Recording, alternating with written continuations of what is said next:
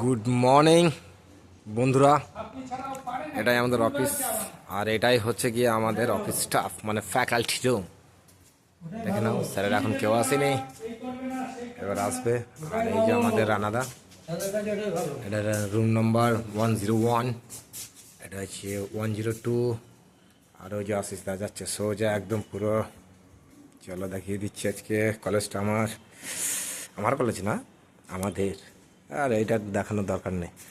আর এটা হচ্ছে আমাদের কুলার, এটাকে দরকার আছে কি দেখানো, তবু দেখে দিলাম। এটা হচ্ছে জেন্টস টয়লেট।